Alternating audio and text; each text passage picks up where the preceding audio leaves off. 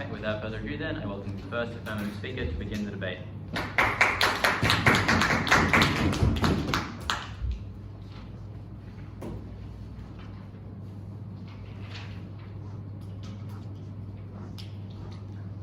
I'm going to do 4 things in this speech. Firstly, I'm going to give you our stance in this debate and how it differs from the status quo. Secondly, I'm going to tell you why accountability in these systems and transparency is important on a principled level.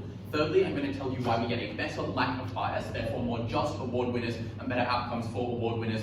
Fourthly, I'm going to tell you how this permeates into the rest of society in an incredibly beneficial way. Let's start with setup. How do we believe these processes currently exist? They currently exist in a manner that is incredibly difficult for people to understand. That is to say that the path that a film takes from initially being viewed as one of the hundreds of films released in a year to possibly getting someone nominated for one of the various awards that could exist to possibly winning is a very untransparent process. Things such as the people that vote for awards such as the Oscars or the Grammys, things such as how they vote, the reasons why they vote are all hidden. To the extent that they are known at all, they are vastly underpublished. Our stance in this debate is that we would publish 3 things. Firstly, we would always publish the people who make these decisions. That includes having information about their experience and their demographics, so we can understand both them individually and as a collective. Secondly, we publish the criteria that either they are directly told to make decisions based on, or if there is not an explicit criteria, the reasons why they give for why they are making the decision. Thirdly, we would publish their votes, both by matching up the specific vote that an individual person gives, and then the overall results and the reasons given for that. We believe, additionally, this is an incredibly easy thing for us to do, because all of these processes already exist. The only thing we are changing is that we are now publishing them widespread. This takes very little fiat, there's very little negative can do to change the status quo in this debate. First point is substantive then. Why accountability is so important? What I want to tell you here is that movies and art and culture affect society in a very direct way. Pop culture affects the way in which you interact with your own culture. It gives you moral frameworks from things like Disney movies or superhero films. They give you ideas of what you should value. Like, we can see visibly that one of the US's biggest strategic exports throughout the past decades has been their culture to try and permeate throughout the world. The importance of this is that we can see that culture is something that affects lots of people and therefore should be accountable to those people as well, especially when we're making value judgments about what the best forms of that culture are, because to say that something is the best form of culture is to say that it is the most valuable. Observe that we already do this for things such as sports. For many sports leagues, things like the voting for their most valuable player is something that is done in a very transparent manner where you can see all of the votes. And that we think that this principle extends even more so when you talk about media. It affects far more people and affects them far more. That means that the burden on side negative is to prove why these processes ought not be published, given that they are things that affect many people in a similar manner to a democratic system, and therefore we ought to be able to influence those systems as well. Second point is substantive, why we get a better lack of bias. The first thing to do is to tell you why these systems are so incredibly corrupt. Firstly, observe that industries such as the film industry or the music industry has historically and continues to be largely dominated by men. That's firstly just because men have historically held capital, that means that it's easy to get into things such as acting or directing schools. Secondly, because these things are often passed down from person to person. Thirdly, we tell you that there has just historically been a ton of things like sexual assault and racism within the film and music industries, and this has meant that many people, even if they have been able to succeed from diverse backgrounds, have often wanted to quit before they were able to reach the same level of success. The last thing I want to tell you about this is that even if side negative is able to prove to you that there is a change currently in who is given roles, that does not translate to a change in who is awarded awards at the end of award season. And the reason for that is that in order to become a voter, usually that requires you to have been a good actor 20 or 30 years ago, which means that the people that are voting for these awards are often a couple of decades behind the people making the films in the first place, meaning that it's still a very regressive system. The consequence of that is that people from diverse backgrounds are firstly underrepresented in films in the first place, and secondly, even if they are there, they're underrepresented in winning awards for them. Why do we believe that the general public is likely to be far better at making these decisions than the people voting for these awards? Firstly, because they're generally more progressive than the people voting for these awards. We can just observe that they're likely to be a lot less aristocratic in terms of their understanding of wealth than people that have lived in Hollywood for decades. Secondly, there's just more exposure to people from different backgrounds when you are not living in a gated community only surrounded by other multimillionaires. But the third thing to talk about is the general public is just a far more broad category than these industries often talk about. So I just say that you have awards that are called things like the Golden Globes, yet for a global award, they are almost always given to American industries. And we think that the broader people that view these awards come from many more countries than that, and therefore have many more experiences than people that probably come from a few suburbs in California. The thing to say is that these critiques of processes are likely to manifest, under the status quo, because of the lack of transparency, critiques of these processes are likely to manifest as general sort of criticisms that are able to, rather than specifics about what could change. That is to say that you are able to understand the symptoms of a problem, such as the Oscars So White movement that identified that suddenly no black actors were nominated for any awards one year, but you cannot understand the reason why that has occurred in the same way because the system is not being portrayed. What we allow you to do now is that we're able to hold it more accountable. It means that we're able to criticize the cause, not just the symptom. And by criticizing the cause, you also solve the symptom because it cannot eventuate. Secondly, there is an incentive for these industries to listen to it. That's because this is going to act firstly on individual selectors who are going to have their votes published and going to face a lot of backlash if they continually make problematic decisions. If everyone sees on their Instagram that they're besties with someone that they keep on voting for, that's going to be a bit problematic. But secondly, it also affects the people choosing the selectors because it's going to be very visible if the group of people selecting the awards is likely to be not very diverse. That's likely to change. The third thing we say is that even in the best case scenario for negative, where people from marginalized backgrounds currently are winning awards, it is often stigmatized as winning it just for like sort of woke reasons. But I think we now take down that major conservative backlash under this side, because we're able to publish the reasons why you were given awards. You're no longer winning because you are a black actor and they want you to be diverse. You're winning because of the published reasons about how epic your performance was that everyone is putting forward and so many people are putting forward because they all voted for you. And that weakens a lot of conservative criticism. What are the impacts of this? Firstly, there's just less bias in this industry, which I think is a good thing. Secondly, you're more likely to get the correct people winning the awards, which I think is generally good for all the social reasons that we tell you, that it's good to have art that actually represents what you wanted to. Thirdly, we get more diverse winners. Well, this looks like more women. This looks like more people of other gender minorities. It looks like more people of color. It also looks like more people from international film industries, like the Nollywood or the Bollywood industry, which are literally larger than Hollywood, yet having combined 0 Oscar wins other than like in the international film category.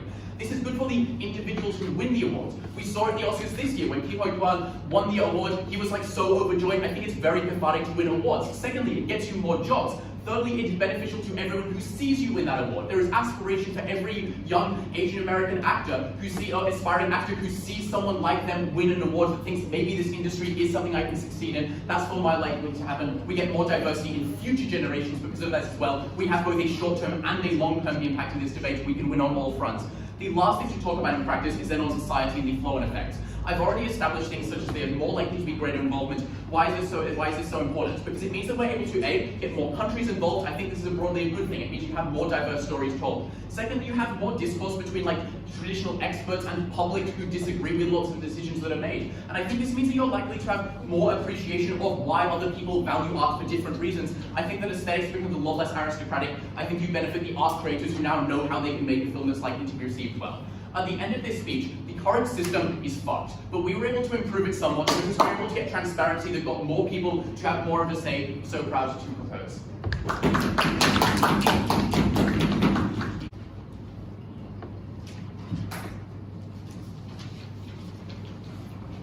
Alright, thank you for the speech. I now welcome the second speaker of the affirmative team.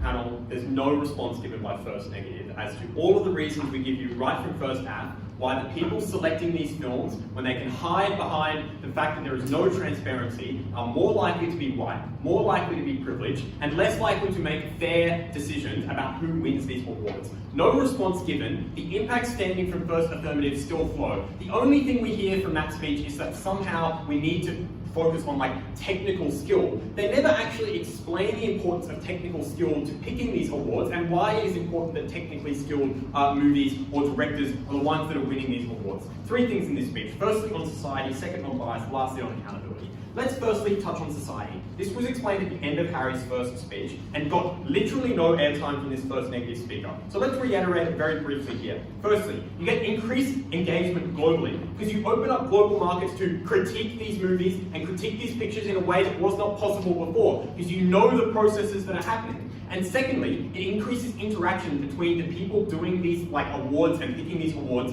and the general public. And those two groups are able to better understand each other, which means that the general public understands the criteria that people are using to pick these movies, and that means they can understand the art a little bit better themselves, which increases their ability, if they want to talk about technical art, to opt into this technical art and make this technical art good. But secondly, it increases the film critics or the people picking these awards' ability to understand the qualms of the general public and what they want to see in movies, and moderates them as well, which is incredibly impactful for three reasons. Firstly, that means that film industries that are nascent or quite large but have never won any of these awards, for example like Bollywood and like Nollywood, are able to say these are the criteria we need to meet if we want to win one of these awards, which is obviously incredibly beneficial for those film industries in those countries that want to do well internationally as well as just domestically. You tell them what you have to do in order to win these awards, which means they're able to focus their production in a far more efficient way. Secondly, it increases cultural appreciation. All of the benefits they want to talk about in terms of technical skill, which are never actually proven by the way, are much better on the our side when people are able to appreciate them better.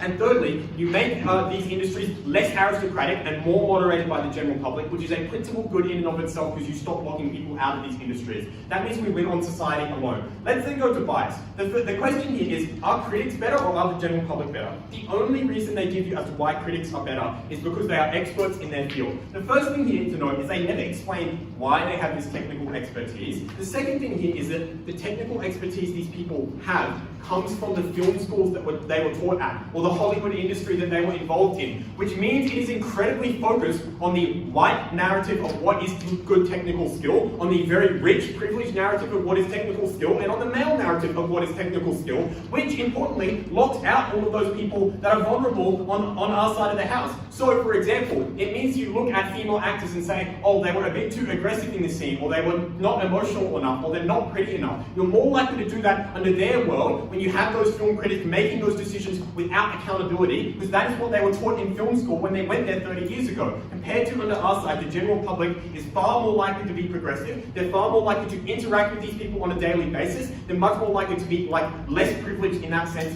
and less likely to do those things. The third thing to note here is that they never actually understand why you need to understand they never explain why you need to understand technical skill in order to rate these movies, and they never explain why technical skill needs to be the thing that we base the winners of these movies off. We say if it is better that if the majority of people think that another movie is better and are able to explain why that movie is better, then that is obviously the deserving winner. And lastly, we told you, demographically, these people are less likely to be progressive because they're more likely to be white, they're more likely to be male, which means that even if you believe that they are technically skilled, that bias seeps in. They cannot separate that subconscious bias from their own choices, which means that you're more likely to have biased decisions under their side. This is implicitly conceded by them because they give no responses at all as to why these people are more likely to be white and more likely to be male. And we told you, importantly, that the film industry locks out groups of people. For example, Harvey Weinstein was massively known for committing sexual assault in Hollywood, which locked out a lot of female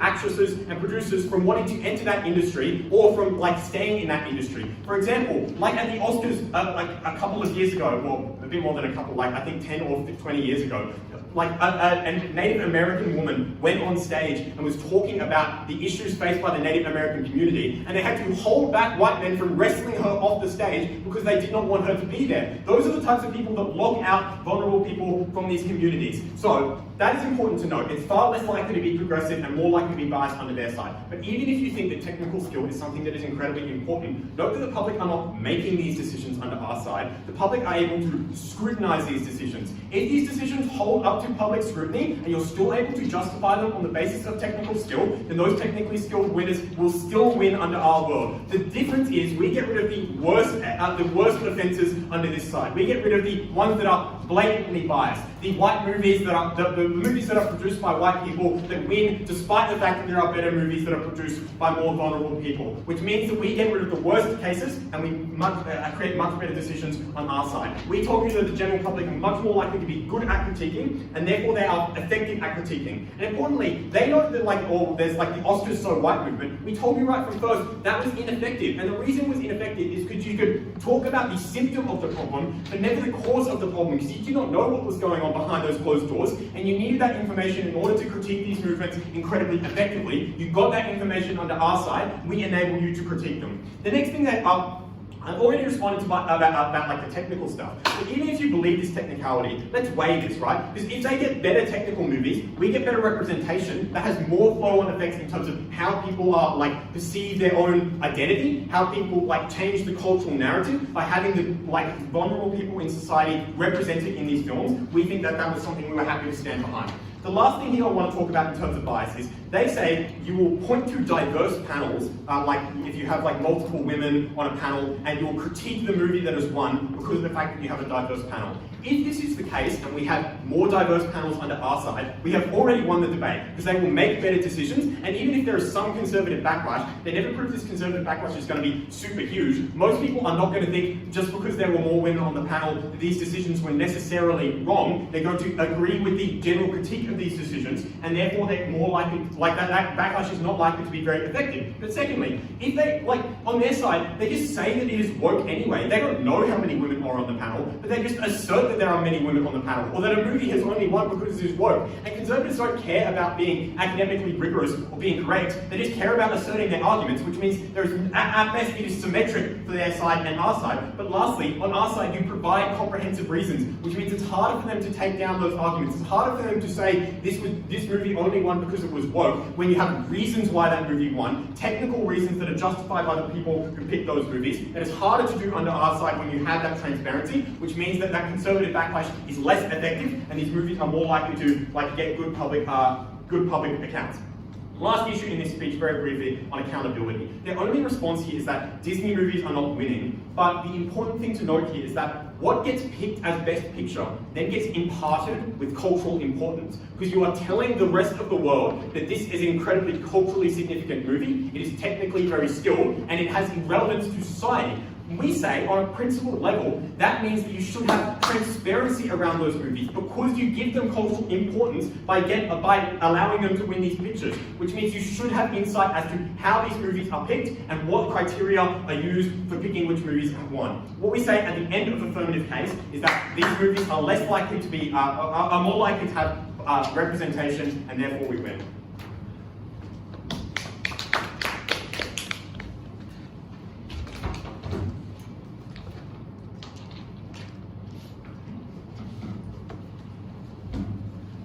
For that speech, and now invite the second negative speaker.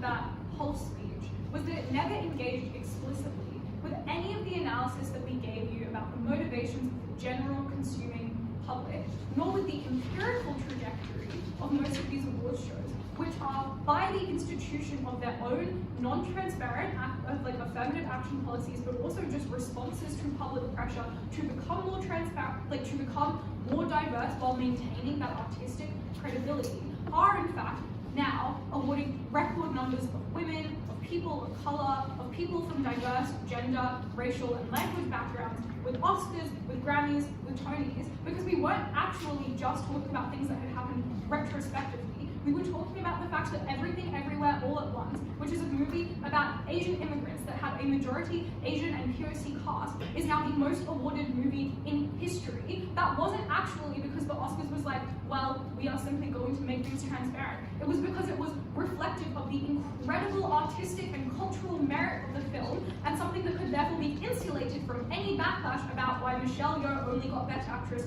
because she was Asian. What am I going to do for you in this debate? The first thing I'm going to do is I'm going to talk to you about this point on accountability.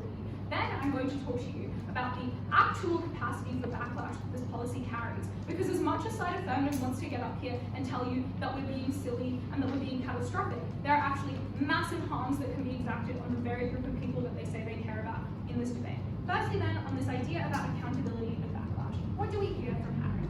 Harry tells us that it's important to have accountability because these things are culturally exported and embedded. And we get the examples of Disney, Marvel. I would also add on things like perhaps the Howells movie. A couple of responses here. First of all, Ed tells you very, very explicitly that the kinds of things that were likely to get Oscars, Tonys, and Grammys, which I would note are the entertainment industry analogies to things like the Pulitzer Prize, were probably not things like Disney and Marvel movies. That was for a whole host of reasons. But the main one was because it was about technical, acting, SFX, lighting, cinematography, screenwriting, etc. capability that those films simply actually did not carry with them. The reason that they've never been awarded isn't because they are there's some cabal to not award them. It's because the specific criteria that these Oscars, which most people can infer, even if they are not explicitly stated to the general public, were not met by them. The second response that we give here, though, was that it was actually quite difficult to have clear and perfect accountability, which is what they need for this model to work, because the knowledge that the general public needed to already have to say that someone had made the correct decision or that somebody had awarded the Oscar properly was firstly absolutely aggregated and had over a very, very long period of time. You probably needed a film degree or a cinematography degree to be able to make those decisions. Secondly, it was quite boring to the general public. That was to say, most people don't actually care about which costume design is more historically accurate, but there is a small group of people that does, and we think that that group of people should be able to access awards that are given by experts in their field for those things. I don't think that that's a bad thing. The third thing, though, was that it was quite culturally important for art in and of itself, and I thought that it was actually fine if you had people who were experts in certain fields who possibly handed down what was considered a good example of certain things. Notable examples include the absolutely groundbreaking animation in the first Avatar movie, or, in fact, the incredible performance of Lupita Nyong'o as a supporting actress in 12 Years a Slave, which she was awarded an Oscar for. These are all examples of times when incredibly esoteric cultural knowledge has in fact been actively and clearly transposed to the consuming public through the giving of an award, in much the same way that we award the best achievements in journalism through the giving of Pulitzers, but we don't let the entire public that consumes journalistic work vote on who gets the Pulitzer, because it is about a technical capacity that somebody needs to have. The last thing that we say on accountability is that there is an ongoing trajectory of non-transparent accountability that was specifically mechanized through the critique of outcomes. For example, when an Oscar was awarded or when a Grammy was awarded in a way that seemed perhaps racist or perhaps sexist or perhaps not particularly reflective. I would note, for example, Harry's House being given the Best Album Grammy when Beyonce's Renaissance should so clearly have won. A couple of things to note there. The first thing to say is that this ongoing trajectory was something that was led from within industry and often enabled backlash from people who did actually have a great deal of knowledge about the artistic merit of certain things, about how these things culturally operated. The second thing to say was that these kinds of things were actively insulated from anti-woke backlash. We're going to get into that in a minute. And the last thing was that this trajectory applied in both our case and in their world. However, in their world, it was now actively stigmatized and had the wind taken out of it because people within the industry were unable to say, actually, this is what has happened.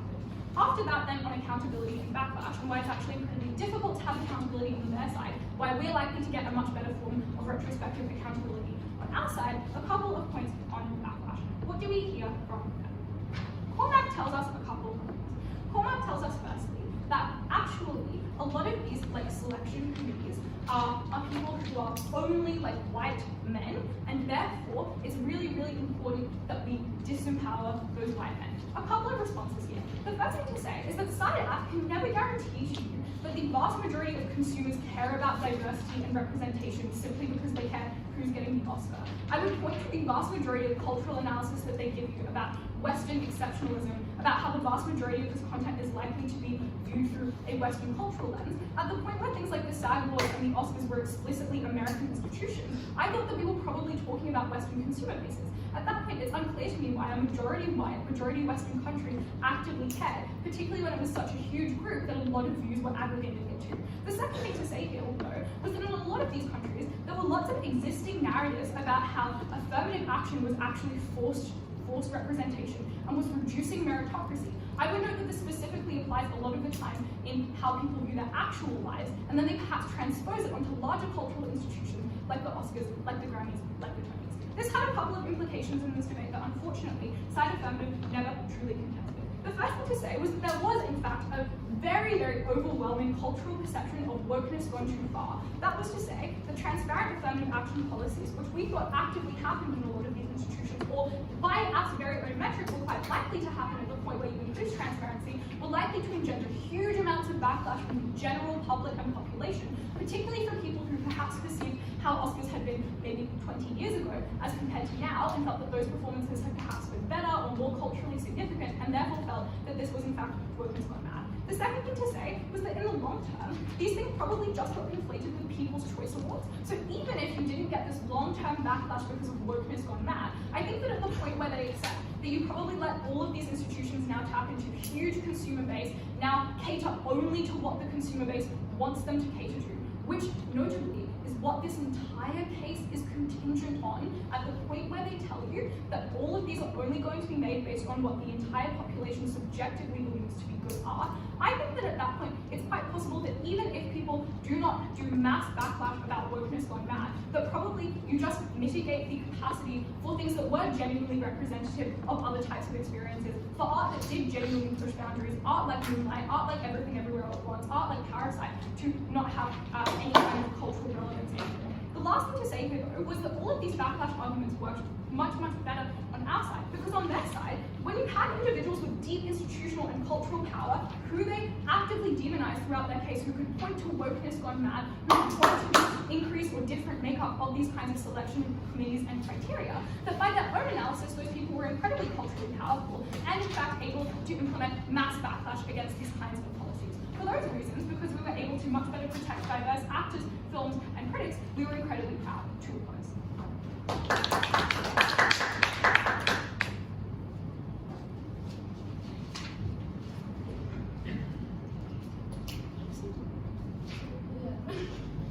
All right, thank you for that speech. I now welcome the third affirmative speaker.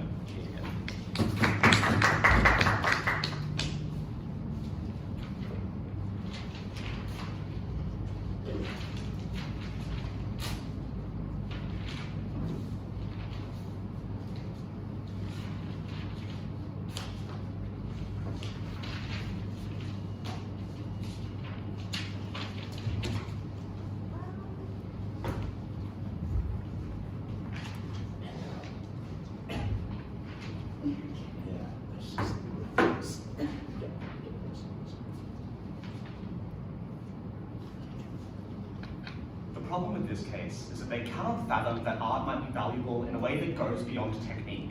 Because we tell you down the bench that there are many, many reasons that we care about art. We care about art because it impacts perceptions of culture and because it impacts how people view their own identity. We care about art because it gives you an emotional experience, because it is pleasurable to view. And all of those are reasons why, or metrics why you should judge this debate, and those metrics fall very heavily to our side. The other thing you should note about those metrics is that they affect many, many more people than the technical metrics that they want to judge this debate. So the emotional catharsis of seeing a representation of your culture that you actually agree with, something that panelists will never be able to select for something like the Oscars, applies to so many people in the world, all around the globe, compared to the technical satisfaction of some A A, artistic, like, aesthetic satisfaction of like, oh, maybe I did a great job like panning in this movie, and then B, the sole satisfaction that goes to the one person who got that award. I think our benefits are much, much larger in this debate. They are much more impactful. Technical basis is not the only way to judge art. I'm going to ask a couple questions in this speech. First, I'm going to ask what happens to award shows when we make them more transparent. And I'm going to discuss here the comparison between selection committees and the average audience. Okay, observe that they do not respond at all to all of the mechanisms we give about why selection committees are incredibly biased. So I think at that point we must accept that there is a lot of nepotism, there is a lot of racism, but you also must accept that to be qualified enough to join a lot of these selection committees, you have to have a lot of experience, which means that if society is changing right now, as Harry tells you, that the change that they are going to get with a more diverse selection committee happens much, much later. I'll talk a little bit more about that onwards. But they tell us the reason why we care so much about selection committees is because they have a higher level of technical experience. Firstly, deeply unclear to me why that manifests in good art. I think a lot of art is very technical, but that doesn't mean it's good art, for all the reasons that I gave you at the beginning of this speech. But as Cormac tells you, technical ability is something which is culturally defined. It is not something absolute. And the problem with this argument then is it defends a kind of technical ability that is a white technical ability, that is a colonial technical ability, and that is a male technical ability. It's a technical ability that is formed by the canon, the exclusive canon no less, that came before it. So at that point, I think when you value technical ability so much in the selection criteria for these awards, what you do is you validate all of the biases. But not only that, you obscure all the biases in two ways. You obscure them because it's not transparent about how any of these decisions are made, but you obscure them because you give them the guise of technical ability to be able to say, oh, this movie was very technically good, and that allows them to excuse themselves of the kind of racism that we tell you happens under their side of the house. At that point, I think that we've proven to you that selection committees are very, very biased, and that technical ability does not manifest in good art. What do we tell you about the average audience? Many things here. Firstly, I think it is deeply uncharitable of Rose to say that these audiences are entirely white and male as well. I think many countries are very diverse. I also think that these are these awards and stuff are streamed around the globe, right? They are incredibly prestigious. I presume the internet exists and stuff like that. So I think that means that you get criticism from all around the globe. I also think that there are a lot of critics in places that have massive movie industries like Nigeria and like India and stuff like that, which means I think you get a lot of criticism from those places. People who are not on selection panels, but discourse happening from those nations, which allows them to interact when this is more transparent. Secondly, I think it is also deeply uncharitable to say that they have no understanding of technical ability at all. I think a lot of people do understand, for instance, that Avatar was an amazing animation and groundbreaking for the time. That is presumably why it got so much money at the box office, right? So I think it's deeply uncharitable for them to say that they do not understand that at all. Finally, we give you many, many reasons why they are likely to be less racist and less sexist. That's because they interact with minorities. That's probably because a lot of them are minorities, and all of the things we've told you. At that point, you have to understand that we think that, by and large, the kind of critique that you get from society is one that is not bigoted and that kind of thing. Okay, last thing to say here is their responses to this. Firstly, we have to clarify here that this is not a people's vote, right? That these people do not get to vote. This is about creating a discourse between people who do not get to vote and the way that these things came about. And that means that the mechanism we give you is that we are able to pressure these panels into selecting more diverse panels and to check their own biases when they make decisions, and that is only available when you're able to critique the way that they came about these decisions, right? When they have to justify them in a written statement or on video or something like that. So it's not a People's Choice Award. Last thing to say here is that that they characterize that these people actually, no, let's move on to the next thing. So the next thing is about society and the impact of the art on society and this kind of thing. What do they give us here? Okay, firstly, they tell us there is likely to be an incredible amount of backlash. I think there's a couple of problems with this argument. Firstly, as Cormac tells you, this backlash is likely to be very comparative. It's deeply unclear to me why conservatives who really hate people of colour need to go through the minutiae of an Oscar nomination to be able to say, oh, I think this was a token call or something like that. Similarly, I think that bias is something that is often, for the vast majority of people, is subconscious, right? And I think to deconstruct subconscious bias about the quality of acting from minorities and stuff like that, what you really need to do is you need to develop a discourse that is able to challenge that bias. And that bias is something that can be challenged when you get more discourse around art under our side of the house, along with explanations of why particular people did well. The other thing they never prove to us is they never prove to us why the knowledge of the process itself is something that manifests in more backlash. That's something they need to do. Okay, secondly, they tell us that there is a movement to be more inclusive in the industry. Firstly, I do not see this movement at all. I think they point to one example. I think broadly we have proven to you that there is a massive systemic trend on why this movement is likely to fail. We tell you that even if that movement is true, there are massive industries globally which have not been involved in these industries at all. I think it's not enough to argue by example in this debate. Secondly, presumably that movement is symmetrical, and I think what that means is that we simply get it faster under our side of the house, which means we are able to change these institutions quicker, we're able to get more representation sooner. Secondly, we also protect that progress from going back if these institutions were ever to be co-opted in the future again.